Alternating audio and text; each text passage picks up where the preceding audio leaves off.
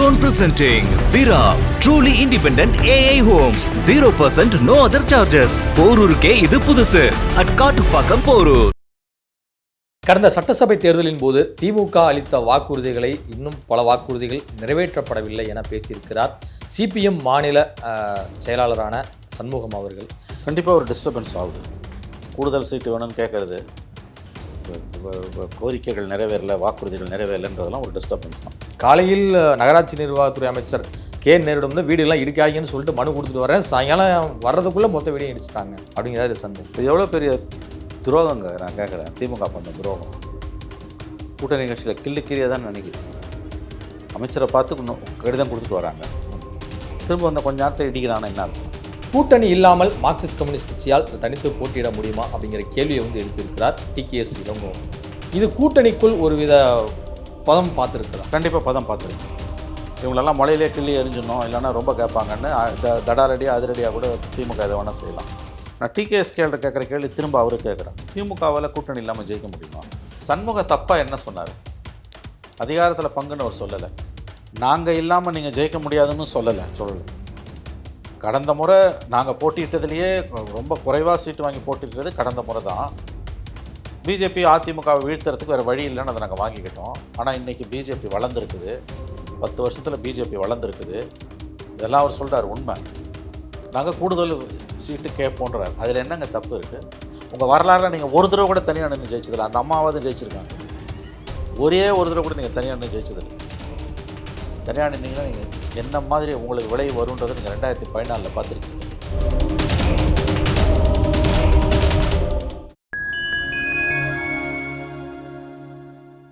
வணக்கம், நான் உங்கள் சிங் துஹன். நம்ம சிறப்பு நிகழ்ச்சியில் நம்மோடு இணைந்திருக்கிறார் மதிப்பிற்குரிய மூத்த பத்திரிகையாளர் திரு மணி அவர்கள். வணக்கம் சார். வணக்கம்.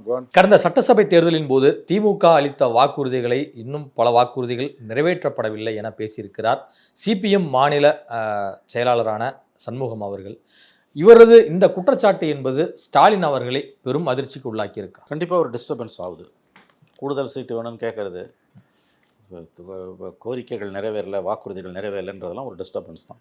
ஆனால் ஒரு ப்ளஸ் பாயிண்ட் என்னென்னா, அதிகாரத்தில் பங்குன்னு கம்யூனிஸ்ட்டுகள் கேட்க மாட்டாங்க, கொடுத்தா கூட வாங்க மாட்டாங்க. ஏன்னா அவங்க என்ன சொன்னாங்க, ஒரு காமன் மினிமம் ப்ரோக்ராம் அடிப்படையில் தான் நம்ம கவர்மெண்ட்டை ரன் பண்ண முடியும். அதனால் வந்து அதிகாரத்தில் பங்குன்றது எங்களுக்கு வேணான்றாங்க, தெளிவாக இருக்காங்க. அந்த விதத்தில் பிரச்சனை கிடையாது. பட் வாக்குறுதிகள் நிறைவேற்றலன்னு தொடர்ந்து அவர் பேசுகிறது உண்மை தான். நம்ம கண்ணு முன்னாலே பார்க்கணும். நம்ம வந்து பழைய ஓய்வூதிய திட்டம் இல்லை, பணி நிரந்தரம்னு பல ஆயிரக்கணக்கான லட்சக்கணக்கான தொழிலாளர்களுக்கு அள்ளி விட்டாங்க வாக்குறுதியாக. யாரையுமே பணி நிரந்தரம் பண்ணலை. இன்னும் போனால் இருக்கிறவன வேலையை வீட்டுக்கு தான் அனுப்பியிருக்காங்க. பெட்ரோல் வேலையை ஏதோ குறைச்சாங்களோட 5 ரூபா, கேஸ் 100 ரூபா மானியம் காற்றுல பறக்குது. கல்வி கடன் ரத்து, தண்ணி குடிக்குது. நகை கடன் மொத்தமாக ஒன்றுமே இல்லாமல் போயிடுச்சு. இந்த மாதிரி குவாலிட்டேட்டிவாக வாக்குறுதிகளை நிறைவேற்றாமல் மக்களை நம்ப வச்சு கழுத்தறுத்து ஓட்டு வாங்கி ஏமாற்றி, மக்களை ஓட்டு வாங்கி ஏமாற்றி தான் இவங்க உட்காந்துருக்காங்க. அதனால் வாக்குறுதிகள் நிறைவேற்றலைன்னு அவர் சண்முகம் சொல்கிறது உண்மை தான். இந்த முறை திமுகவிடம் வந்து அதிக தொகுதிகளை வந்து கேட்டு பெறுவோம். கடந்த முறை வந்து பாஜக அதிமுக அணியை வந்து வீழ்த்த வேண்டும் என்பதற்காகத்தான் வந்து கேட்டோம். ஆனால் இந்த முறை வந்து கொஞ்சம் விட்டு தரலாம் முடியாது. இந்த முறை வந்து அதிக தொகுதிகளில் மார்க்சிஸ்ட் கம்யூனிஸ்ட் கட்சி போட்டியிட திட்டமிட்டு இருக்கிறது அப்படிங்கிறதையும் அழுத்தம் திருத்தமாக பதிவு பண்ணுறேன். தெளிவாக சொல்லிட்டார். போன தடவை 6 சீட்டு கொடுத்தாங்க. திமுக 6, மதிமுக 6, அது திமுக சிம்பல்லே நின்றுடுச்சு. அதனால் அது திமுக கணக்கு தான். சிபிஎஸ், சிபிஎம், விசிகா தலா 6, காங்கிரஸுக்கு 25. வாய்க்கரிசி மாதிரி போட்டு மொத்தமாக இவங்க அள்ளின்னு போட்டாங்க. இந்த தடவை அந்த பருப்பு வேகாது. கண்டிப்பாக கூடுதல் சீட்டு கொடுப்பாங்க, இல்லைனா அது கீழே ஓட் ட்ரான்ஸ்ஃபர் ஆகாது. தொடர்கள் கூட்டணி கட்சி, திமுக கூட்டணி கட்சிகள் வேணும். கூட்டணி கட்சிகளுக்கு ஒன்றும் திமுக அவசியமானு எனக்கு தெரியல. ஏன்னா கூட்டணின்னா 2 சீட்டு தான் ஜெயிக்கிற. நீ சைபருங்க 2க்கு என்ன வித்தியாசம்? ஒன்றும் கிடையாது. கூட்டணி கட்சிகளை விட திமுகவுக்கு தான் பாதியதை அதிகம். ஆனால் இவங்க வந்து பிஜேபி எதிர்ப்புன்ற ஒற்றை காரணியில் வலுவாக இருக்கிறதால கடைசியில் ஸ்டாலின் கொடுக்குறத வாங்கின்னு போயிடுவாங்க. பெரிய அளவில் வீராவேசம் பேசுவாங்க. ஆக்சுவல் எலெக்ஷன் வரும்போது கொடுக்குறத சைலண்ட்டாக வாங்கிட்டு போயிடுவாங்கன்றது தான் இவங்க மேலே இருக்கக்கூடிய குற்றச்சாட்டு. கடந்த முறை போல் இது மாதிரி இருக்காது அப்படிங்கிறாரு. அப்போ சென்ட்ரலில் இருக்கக்கூடிய சிபிஎம் தலைமை வந்து வலியுறுத்துதா இந்த முறை அதிகமான எண்ணிக்கையில் நம்மளுடைய எம்எல்ஏக்கள் வந்து சட்டமன்றத்துக்குள் நுழையணும் அப்படிங்கிறது? இல்லை, அது சென்ட்ரல் ஹைகமாண்ட் சொல்லுதா, இவங்களா கேட்குறாங்களா அது தெரியல. நல்ல கேள்வி.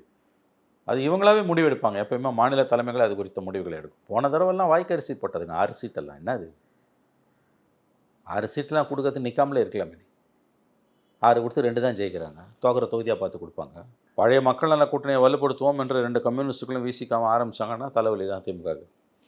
ஆனால் செய்ய மாட்டாங்க. ஏன்னா பிஜேபி எதிர்ப்புன்றது இவங்களை ஒழுங்காக திமுக பக்கம் நிறுத்தி வச்சுருக்கு. திமுக அதை அட்வான்டேஜாக எடுத்துக்கிட்டு கூட்டணி கட்சிகளை கொத்தடிமைகளைப் போல நடத்துகிறது. அதான் உண்மை. கிட்டத்தட்ட கொத்தடிமைகள் தான் இந்த கட்சிகள். உங்களுக்கு ஏதாவது சுயத்தன்மை இருக்கா? தொடர்ந்து அரசுக்கு எதிராக பல போராட்டங்களை முன்னெடுத்து தானே என்ன போராட்டம் அனௌன்ஸ் பண்ணாங்க? அனாபத்தூர் விஷயத்துலலாம் அது போதுமா? அவங்க பாட்டு கவர்மெண்ட் அவங்க எண்ணத்தில் போய்கிட்டே தானே இருக்கான். காலையில் நகராட்சி நிர்வாகத்துறை அமைச்சர் கே நேரிடம் வந்து வீடுலாம் இடிக்காதீங்கன்னு சொல்லிட்டு மனு கொடுத்துட்டு வரேன், சாயங்காலம் வர்றதுக்குள்ளே மொத்த வீடையும் இடிச்சிட்டாங்க அப்படிங்கிறாரு சண்முகம். இது எவ்வளோ பெரிய துரோகங்க. நான் கேட்குறேன், திமுக பண்ண துரோகம் கூட்டணி கட்சியில் கிள்ளுக்கிரியாக தான் நினைக்குது. அமைச்சரை பார்த்து கடிதம் கொடுத்துட்டு வராங்க, திரும்ப வந்து கொஞ்ச நேரத்தில் இடிக்கிறான்னு என்ன அர்த்தம்? கரெக்டாக கோர்ட் ஆர்டர்னு கதை அழைப்பாங்க. அப்படியே கோர்ட் ஆர்டர் எல்லாத்தையும் நீங்கள் இம்ப்ளிமெண்ட் பண்ணி கிழிச்சிட்டிங்களா? இது அவங்க வாக்கு வங்கியில் சிதைவை ஏற்படுத்தும். என்ன எதிர்க்க 4 ஓட்டு உடஞ்சி கிடக்கிறதால, பிஜேபி ஃபேக்டர் இருக்கிறதால திமுகவுக்கு வெற்றி வாய்ப்புகள் பிரகாசம். 4 ஓட்டு உடஞ்சிருக்கு, மோடி இருக்கார், புதுசாக ஒருத்தர் வராரு விஜய், வாஷ் அவுட். திமுகவுக்கு வந்து இது வந்து பெரிய சிக்கல் தான். இது எப்படி வேணால் போகலாம். இந்த ஓட்டு 4 உடையிறதால திமுக லாபமாகவும் வரலாம், நஷ்டமாகவும் வரலாம். அது இப்போ சொல்ல முடியாது. தேர்தல் நெருக்கத்தில் தான் நம்ம சொல்ல முடியும். ஆனால் 21 இருந்த மாதிரியான ஒரு பலமான நிலைமையில் அவங்க இன்றைக்கி இல்லை. 2019 நாடாளுமன்ற தேர்தலில் 53% வாக்குகள் எடுத்திருந்தது திமுக கூட்டணி. அதே 2024 நாடாளுமன்ற தேர்தலில் வந்து 47% கூட 6% ஓட்டு வந்து குறைஞ்சிருக்காங்க. ஸோ இதெல்லாமே கால்குலேட் பண்ணி பார்க்கும்போதும் இந்த ஆன்டி இன்கம்பன்சி அப்படிங்கிறதும் வந்து இதில் கொஞ்சம் ஆட் ஆகுதான்னு. கண்டிப்பாக அவங்க எந்த கவர்மெண்ட்டுமே ஆன்டி இன்கம்பன்சி இருக்கும். ஆன்டி இன்கம்பன்சி இல்லாமல் எனி கவர்மெண்ட் இருக்கவே இருக்காது. ப்ரோ இன்கம்பன்சின்றது எங்கேயுமே கிடையாது. அது முட்டாள்தனமான கான்செப்ட். ராமராஜ்யன்றது ஒரு உட்டோப்பியா, கனவு தான். எந்த கவர்மெண்ட் வந்தாலும் மக்கள் மத்தியில் அன்பாப்புலர் ஆகும். என்ன ஒன்று, ஏடிஎம்கே அலையன்ஸ் இல்லை, திமுக அலையன்ஸ் இருக்குது. அதை வச்சு ஒப்பேத்த பார்ப்பாங்க. உங்களுக்கு ஏதாவது சமாளிக்க முடியுமா? ஆன்டி இன்கம்பன்சிலாம் கண்டிப்பாக இருக்கும். இன்னும் ஒரு வருஷத்தில் இன்னும் சந்திச்சிருக்கும். அப்போ திமுக அரசுக்கு எதிராக மத்திய அரசு எடுக்கக்கூடிய நடவடிக்கைகளை மக்கள் கண்டு காணாமல் போகிறாங்க. கூட்டணி இல்லாமல் மார்க்சிஸ்ட் கம்யூனிஸ்ட் கட்சியால் தனித்து போட்டியிட முடியுமா அப்படிங்கிற கேள்வியை வந்து எழுப்பியிருக்கிறார் டிகேஎஸ் இளங்கோவன். இது கூட்டணிக்குள் ஒரு வித பதம் பார்த்துருக்குதா? கண்டிப்பாக பதம் பார்த்துருக்கு. இவங்களெல்லாம் மலையிலே கிள்ளி எரிஞ்சிடணும், இல்லைன்னா ரொம்ப கேட்பாங்கன்னு தடாரடியாக அதிரடியாக கூட திமுக எதை வேணால் செய்யலாம். நான் டிகேஎஸ் கேட்குற கேள்வி திரும்ப அவரு கேட்குறேன். திமுகவால் கூட்டணி இல்லாமல் ஜெயிக்க முடியுமா? 2016 மக்கள் நல கூட்டணி பிரித்த 1.5% ஓட்டில் தான் நீங்கள் 10 வருஷம் வனவாசம் போனீங்க. 5 வருஷத்தில் முடிஞ்சிருக்க வேண்டிய வனவாசம் இன்னொரு 5 வருஷம் எக்ஸ்டெண்ட் யாரால் ஆச்சு? மக்கள் நல கூட்டணி ஆச்சு. அந்த அம்மா கூட்டணி இல்லாமல் குட்டி கட்சி வச்சு ஜெயித்தாங்க. உங்களால் குட்டி கட்சியில் குண்டுசியில் ஒரு கட்சி ஆதரவு இல்லாமல் கூட நீங்கள் ஜெயிக்க முடியாது. கூட்டணி இல்லாமல் அவங்களே ரெட்டிலே நிறுத்திட்டாங்க. இதுதாங்க கூட்டணி இல்லாமல் மார்க்சிஸ்டுகளால் ஜெயிக்க முடியுமான்னு கேட்குறேன். நல்ல கேள்வி. கூட்டணி இல்லாமல் திமுகவால் ஜெயிக்க முடியுமா? மறுபடியும் திருமாவளவன் மக்கள் நல கூட்டணிக்கு உயிர் கொடுத்தாரு. திமுக கதி என்ன? பெரிய அளவில் ஓட்டை வந்து பெரிய அளவில். இதெல்லாம் சாதாரணமான விஷயம் இல்லை. என்ன பேச்சு இது? இப்படி தான் ஆரம்பிப்பாங்க. அவங்கள இழிவுபடுத்துவாங்க கம்யூனிஸ்டுகளை. அவங்க பிஜேபி எதிர்ப்புன்ற ஒற்றை புள்ளியில் இருக்கிறதால அடங்கி போயிட்டு இருக்காங்க. ஆனால் சண்முகம் தைரியமாக பேச ஆரம்பிச்சிருக்காரு, பாராட்டணும். ஒருவேளை டெல்லியில் இருக்கக்கூடிய சிபிஎம் தலைமை வந்து வெஸ்ட் பெங்காலில் நம்ம வந்து எந்த எண்ணிக்கையிலுமே எம்எல்ஏக்கள் இல்லாமல் இருக்காங்க, கேரளா மட்டும்தான் ஸ்ட்ராங்காக இருக்கும். இப்போ தமிழ்நாட்டில் ஓரளவாவது நம்ம கட்டமைப்பை வந்து கொஞ்சம் வலுப்படுத்தணும், கட்சியோட அடுத்த கட்ட வளர்ச்சிக்கு அதிகாரங்கிறது தேவை, குறைந்தபட்ச அதிகாரத்தையாவது நம்ம பெறுவதற்கு கூட்டணி அதிக சீட்டை கேளுங்க அப்படிங்கிறதுல உத்தரவிட்டதுக்கு அப்படின்னு எடுத்துக்கலாமா? இருக்கலாம். ஏதோ ஒரு நம்பர் அவங்களுக்கு சொல்லி விட்டுருக்காங்க, அவங்க ரியாக்ட் பண்ணியிருக்காங்க. கூடுதல் சீட்டு வேணும்னு கேட்குறதே ஒரு தப்பா? அதுக்கு இந்த பதில் தான் திமுக கொடுக்குமா? அதிகாரத்தில் பங்குன்னு அவங்க கேட்கல, நல்லா ஞாபகம் வச்சுக்கோங்க. கம்யூனிஸ்ட் இன்னைக்கு கேட்டதும் இல்லை. இல்லை அதிகாரத்தில் பங்கு வேணான்னு சொல்கிறவங்க அவங்க அதை ஞாபகம் வச்சுக்கோங்க. எங்களுக்கு வந்து அதிகாரத்தில் பங்குன்னு திரும்ப சொல்லும்போது சிபிஎம்மோட ஸ்டாண்ட் என்னன்னா, நாங்கள் இது உடன்படவில்லை. எங்களை பொறுத்தவரையில் ஒரு காமன் மினிமம் ப்ரோக்ராம் வச்சு அதன் அடிப்படையில் தேர்தலை ஒன்றா சந்தித்து அதுக்கு பிறகு மந்திரி சபையில் இடம் கொடுத்தா தான் நாங்கள் வாங்கிப்போம். காமன் மினிமம் ப்ரோக்ராம் இல்லாதப்போ நாங்கள் கூட்டணிக்கு போக மாட்டோம்னு ரொம்ப தெளிவான தீர்க்கமான ஒரு சிந்தனை. நீங்கள் அந்த கட்சியை போய் உங்களை பெருந்தன்மையாக அணுகிற அந்த கட்சியை போய் உங்களுக்கு மினிமம் குடைச்சல் கொடுக்கறது அவங்க தான். அவங்கள போய் நீ கூட்டணி இல்லாமல் ஜெயிப்பியா? அது என்ன கேள்வி அது? அந்த சென்டென்ஸை மறுபடியும் படிங்க, டிகேஎஸோட அந்த வார்த்தையை. கூட்டணி இல்லாமல் மார்க்சிஸ்ட் கட்சியால் தனித்து போட்டியிட முடியுமா? இந்த கேள்வியை ஏங்க டிகேஎஸ் கேட்குறாரு? சண்முக தப்பாக என்ன சொன்னார்? அதிகாரத்தில் பங்குன்னு அவர் சொல்லலை. நாங்கள் இல்லாமல் நீங்கள் ஜெயிக்க முடியாதுன்னு சொல்லலை. கடந்த முறை நாங்கள் போட்டியிட்டதுலேயே ரொம்ப குறைவாக சீட்டு வாங்கி போட்டிட்டது கடந்த முறை தான். பிஜேபி அதிமுகவை வீழ்த்துறதுக்கு வேறு வழி இல்லைன்னு அதை நாங்கள் வாங்கிக்கிட்டோம். ஆனால் இன்றைக்கி பிஜேபி வளர்ந்துருக்குது, 10 வருஷத்தில் பிஜேபி வளர்ந்துருக்குது. இதெல்லாம் அவர் சொல்கிறார் உண்மை. நாங்கள் கூடுதல் சீட்டு கேட்போன்றார். அதில் என்னங்க தப்பு இருக்குது? அதுக்கு உடனே நீ தனியாக நின்னா ஜெயிப்பியான்ற. நான் அதே கேள்வி தான் திரும்ப கேட்குறேன். நீங்கள் தனியாக நின்னா ஜெயிப்பீங்களா? உங்கள் வரலாறுல நீங்கள் ஒரு தடவை கூட தனியாக நின்று ஜெயிச்சதில்லை. அந்த அம்மாவாவது ஜெயிச்சிருக்காங்க. ஒரே ஒரு தடவை கூட நீங்கள் தனியாக நின்று ஜெயிச்சதில்லை. தனியாக நின்னீங்கன்னா நீங்கள் என்ன மாதிரி உங்களுக்கு விளைவு வருன்றதை நீங்கள் 2014 பார்த்துருக்கீங்க. சைபர் ஆனீங்க. விசிகா மனிதநேய மக்கள் கட்சி ஐயுஎம்களோட நின்னாங்க. சைபர் ஆனீங்க. 10 வருஷம் வனவாசம் போனீங்க. நாங்கள் இல்லாமல் நீங்கள் ஜெயிக்க முடியுமான்ற கேள்வி வந்து ரொம்ப ஆணவமான கேள்வி. அது 2014 தேர்தல் ரிசல்ட்லாம் ஸ்டாலினை பெரும் அப்செட்டுக்கு உள்ளாக்கிய ஒரு. ஆமாம், இப்போ டிகேஸோட கேள்வி ரொம்ப ஆணவமான செருக்கான கேள்வி. ரொம்ப ரொம்ப ஆணவமான கேள்வி. அந்த கேள்வி வந்து கண்ணாடி வீட்டுக்குள்ளேருந்து கல்லடிக்கிற கதைன்னு ஏன் டிகேஸுக்கு தெரியல? ஏதாவது ஒரு எலெக்ஷன் உங்கள் வரலாறில் தனியாக நின்று ஜெயிச்சிருக்கீங்களா? தொடர்ந்து 2 டேர்ம் ஜெயிச்சிருக்கீங்களா? அண்ணா மறைவுக்கு பிறகு ஒரே ஒரு தடவை எம்ஜிஆர் தனி கட்சி ஆரம்பிக்கிறதுக்கு முன்னால் ஜெயிச்சிங்க. அதனால் இதெல்லாம் வந்து கூட்டணி கட்சிகளை சிறுமைப்படுத்தக்கூடிய வேலை. இப்போ விசிகாவும் அதிக தொகுதிகளை கேட்போம் அப்படின்னு ரீதியில் வந்து சொல்கிறாங்க. ஆனால் மறுபக்கமே வந்து இல்லை, நாங்கள் வந்து பாஜக அதிமுகவை வீழ்த்துவதற்காக நாங்கள் வந்து மதச்சார்பற்ற கூட்டணிகளை தொடர்கிறோம் அப்படிங்கிறதும் ஒரு இது சொல்கிறாங்க. இந்த பிட்டை போட்டு வைப்பாங்க. இவங்களுக்கு வேறு வழி இல்லை. கொத்தடிமைகளுக்கு வேறு வழி இல்லை. அவர்கள் எஜமானர்களுக்கு ஊழியம் செய்து தான் ஆக வேண்டும். வேறு வழியே இல்லை. எங்கே போவாங்க அவங்க சொல்லுங்கள்? போக முடியாது, எங்கேயும் போக முடியாது. திமுக கூட்டணியிலிருந்து பல கட்சிகள் வெளியேறும் என மத்திய இணையமைச்சர் எல்முருகன் அவர்கள் வந்து தெரிவித்திருக்கிறார்.